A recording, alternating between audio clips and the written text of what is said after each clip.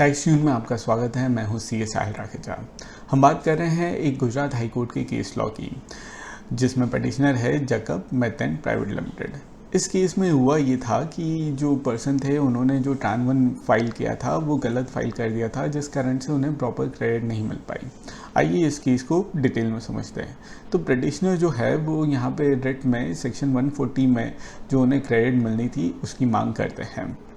और केस ये हुआ था कि उनके पास जो थी 3 फैक्ट्रीज़ की 3 सेंट्रल एक्साइज रजिस्ट्रेशन थी, और माइग्रेशन के तहत ये जो एक्साइज क्रेडिट जो थी उनकी वो जीएसटी क्रेडिट में जीएसटी क्रेडिट में ट्रांसफ़र होनी थी। बट चूंकि कुछ एरर आ गया था उस कारण से वो हुआ नहीं।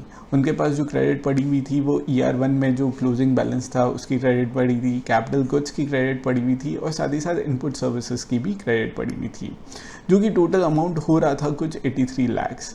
अब उन्होंने जो रिटर्न फाइल किया ट्रान 1 का वो गलत फाइल हो गया उनसे जो ट्रान 1 का जो मैकेनिज़्म आता है वो रूल 117 में आता है, जो बताता है कि किस तरीके से ट्रान 1 जो है वो 90 डेज़ के अंदर आपको फाइल करना रहेगा। अब उन्होंने कुछ कॉलम्स में जहाँ पे जो 83 लाख का जो ITC था वो कॉलम 6 की जगह कॉलम 5 में कर दिया। तो कॉलम 6 में जो अमाउंट डाला करीब 8 लाख का वो तो मिल गया, बट कॉलम 5 में जो मेजर अमाउंट था वो नहीं ग्रांट हुआ। इस कारण से उन्हें जो है वो क्रेडिट CGST क्रेडिट जो उनकी जेन्युइन और लेजिटिमेट क्रेडिट है वो नहीं मिल पाई। देखा जाए तो ट्रान 1 फाइलिंग की डेट बढ़ाई भी सरकार ने, बट चूँकि जब उन्हें ये पता चला ये मिस्टेक हो गई तब तक टाइम जो था वो ख़त्म हो गया था, टाइम पीरियड जो था वो इलैप्स हो गया था, और अब वो अमेंड नहीं कर पा रहे हैं। और इस तरीके से वो चाह रहे हैं कि उन्हें रिलीफ मिले। वो ये भी बताया पटिशनर ने कि उन्होंने लेटर्स फाइल किए थे इस केस में, साथ ही साथ उन्होंने जो है एक रिवांस भी फाइल की थी, जिसमें अभी तक जो दिखा रहा है रेजोल्यूशन अंडर प्रोग्रेस का रिमार्क दिखा रहा है। इस केस में उन्होंने सेक्शन 140 का हवाला देते हुए कहा है कि 140 जो बोलता है कि हम हमारी सेनवेट क्रेडिट जो है वो आगे पहुंचा सकते हैं, आगे ट्रांसफ़र कर सकते हैं। जो पुरानी रिजीम थी वहाँ से नई रिजीम में हम ट्रांसफ़र कर सकते हैं। और 117 जो है वो बात करता है 90 डेज़ में ट्रान 1 फाइल करने की, बट 140 जो है सेक्शन 140 वो कहीं नहीं बोलता है कि आपका टाइम लिमिट 90 डेज़ है। तो ये तो आर्बिट्ररी हो गया, और सिर्फ इसलिए पटिशनर ये भी बोल रहा है कि सिर्फ इसलिए कि मैंने जो है गलत कॉलम में गलत डिटेल्स भर दी, इस कारण से मेरी जो राइटफुल क्रेडिट है उसे डिसअलाउ नहीं किया जा सकता। तो ट्रान 1 फॉर्म जो है वो मेरा राइट को कर्टेल नहीं कर सकता, ये भी कहना था उनका। और मेरा जो सब्सटेंटिव राइट है वो सिर्फ प्रोसीजरल खामी के कारण डिसएंटाइटल नहीं कर सकता मुझे अपनी राइटफुल इनपुट क्रेडिट के लिए।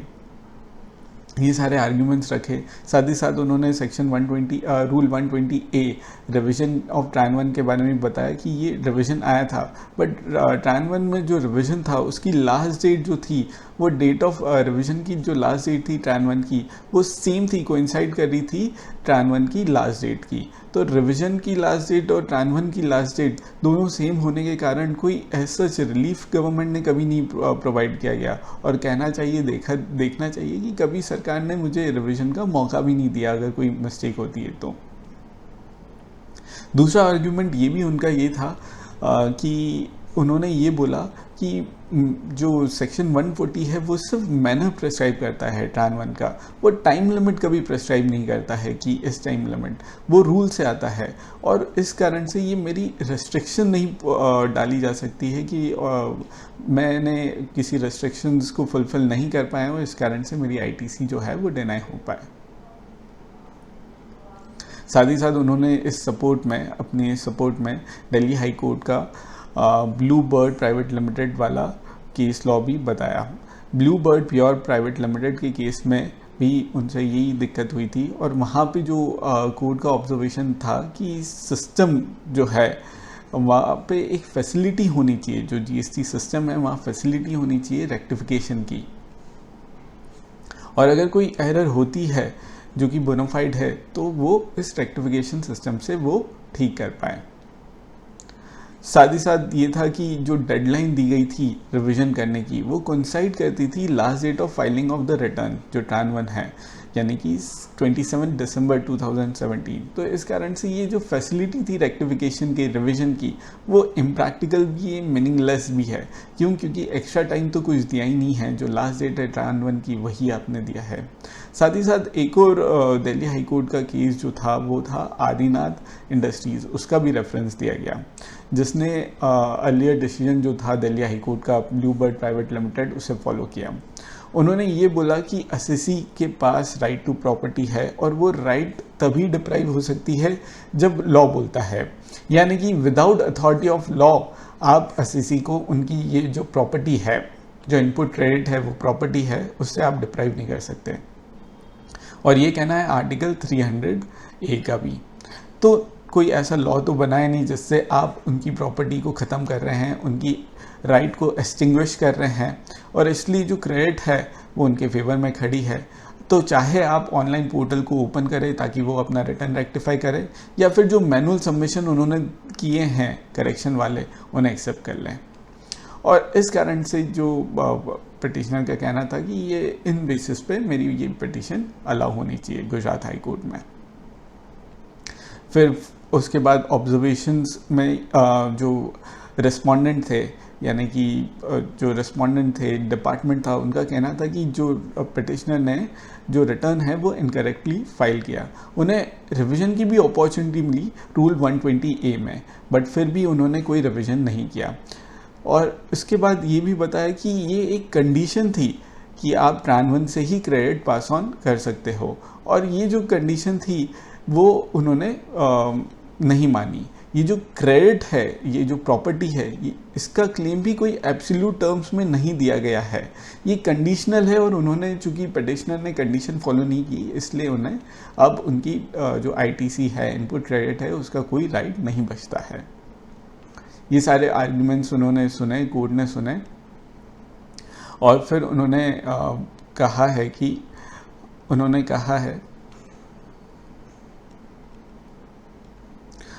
है और उससे कहने के पहले उन्होंने भार्गव मोटर्स, जो कि दिल्ली हाई कोर्ट का है, उसमें जो ऑब्जर्वेशन है उसके बारे में बोला है कि जो GST सिस्टम जो अभी लागू किया गया है वो ट्रायल एंड एरर फेज पे है, यानी कि मिस्टेक्स होंगी, गलतियां होंगी और ऑपरेशन करने में दिक्कतें आएंगी।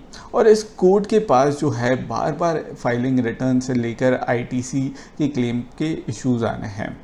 उन्होंने एक दूसरा केस लॉ जो मद्रास हाई कोर्ट का है, जिस तारा एक्सपोर्ट्स में, उसका भी हवाला देते हुए कहा है कि उस केस लॉ में भी ऑब्जर्वेशन कोर्ट का यही था कि वो एक्नॉलेज कर रहे हैं प्रोसीजरल डिफ़िकल्टीज़ जो ट्रान 1 को फाइल करने में हो रही है। तो या तो आप रिस्पोंडेंट जो हैं वो या तो इस केस में पोर्टल को ओपन करें, या फिर मैनुअल जो है ट्रान 1 को एक्सेप्ट करें।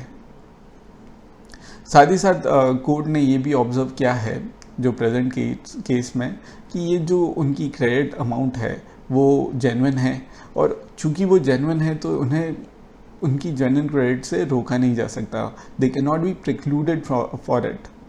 और इसलिए उन्हें मैनुअली ट्रान 1 जो है वो एक्सेप्ट करें या इलेक्ट्रॉनिकली उन्हें फाइल करने का मौका अलग से दें।